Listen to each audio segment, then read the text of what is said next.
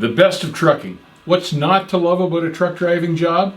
Well, no job is perfect, and trucking is no different. Trucking has its faults. But really, when you look at it, there are an awful lot of pluses about being a truck driver and doing that for a living. In this video, I want to talk about some of the really great things about trucking for a living. And now, it's sponsor time, baby! This week's sponsor is FleetNav, powered by Geotab. The 3G sunset is coming, when cellular carriers will be replacing their old 3G networks with LTE and 5G. Depending on your ELD, it may not work with these newer networks. FleetNav has a fully compliant, end-to-end ELD solution and has already begun to help their customers replace their 3G devices. If you are not happy with your ELD provider and are looking for a new one, contact FleetNav Systems. They have live tech support and continue to keep their customers updated on all things ELD and Geotab. Obviously, one of the best things about driving a truck for a living is the fact that you get to see all sorts of places that you ordinarily wouldn't see, even if you had the time to take your family on a vacation or something like that. And you can stop and take a day off or visit on a layover and go for a little sightseeing cruise, but there's all sorts of places that ordinary people will never get to see that you'll get to see on a regular basis, and I think that's huge. You may get to see some great sights like the Grand Canyon, the Rocky Mountains, the Gulf of Mexico, the Atlantic and the Pacific Oceans, the salt flats of Utah, Mount Rushmore, and some beautiful sunrises and sunsets. There's nothing quite like it. There are plenty of good truck driving jobs available, and after a short stint in driving school, and it costs a whole lot less than going to college or university, you can start off with a fairly good paying job. And the industry is so diverse, you can get whatever type of trucking job you want. You can run long haul, you can run short haul, you can run regional, you can do reefer work, you can do flatbed work, you can do box freight work, you can do tanker work.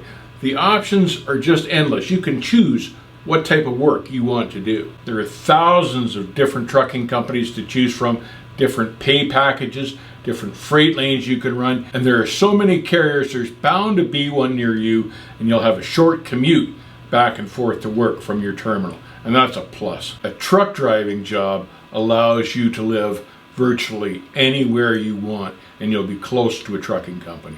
If you're one of those people who just love to drive, and I was one of those people, trucking might be the right career for you.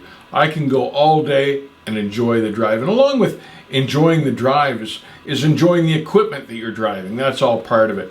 And you can drive some really nice trucks for a living, comfortable, fancy stuff. I know when I was a kid, I used to see these big chromed up rigs heading west going to California, and I looked at that when I was young and I knew right away that's what I wanted to do for a living. You've got to love driving to enjoy a truck driving job, and I know I do. Now, if you're one of those people that finds driving relaxing and enjoyable, then you'll make one hell of a truck driver. The miles go quickly for someone that enjoys driving, especially an over-the-road driver. Closely tied to the love of the drive is the love of the element of freedom that we had as drivers. Now granted, it's not as much freedom as we had 20, 30 years ago, but it's still there, it still exists at some point. But there's still way more freedom than there is working in a factory or working at a desk. Driving on the open road on I-80 in Nebraska heading west on a sunny day, man, there's nothing like that feeling of freedom at a point like that. For those folks who don't like office politics, who do not like to be micromanaged and have a supervisor leaning over their shoulder, or for those people that simply don't like to have a whole lot of contact with others, trucking is the ideal profession for you. To the aspiring truck drivers out there who have not yet taken the plunge, I hope this video has been some help to you in deciding whether or not a truck driving job is for you. To those of you who are currently professional drivers, whether you're just fresh out of CDL school or whether you're an old hand with millions and millions of miles under your belt, I hope this video has helped you remember why it is we drive for a living. The freedom of the open road still calls to us, and the love of the drive is still there.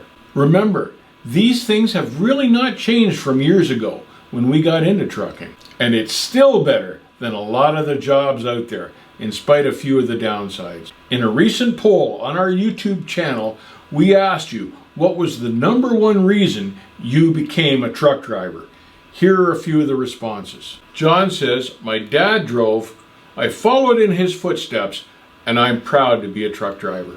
Ryan commented, I love the solitude and the freedom. I used to work as a mechanic and loved the work, but couldn't stand the people hanging over my shoulder all the time. Dale says, #1 reason, Claude Akins, the actor, and the show Moving On. So, what about you? Leave a comment below telling us the #1 reason why you became a truck driver. I want to know what attracted you to a truck driving career.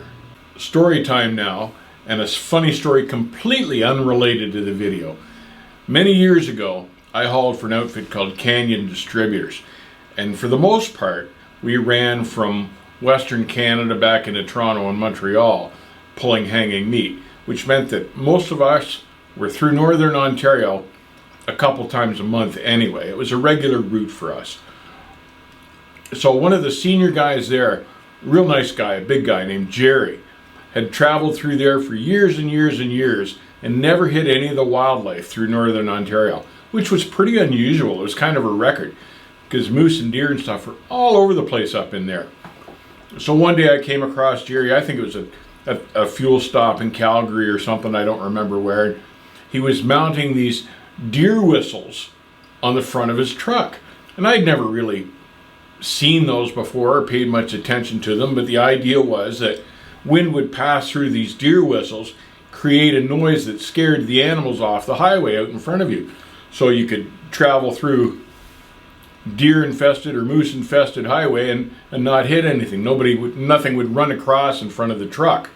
So I thought, oh, well, that's kind of interesting. I'll have to find out from Jerry later on how they work for him. And he went and loaded, and I went and loaded, and I didn't see him for a few months. I didn't know what happened.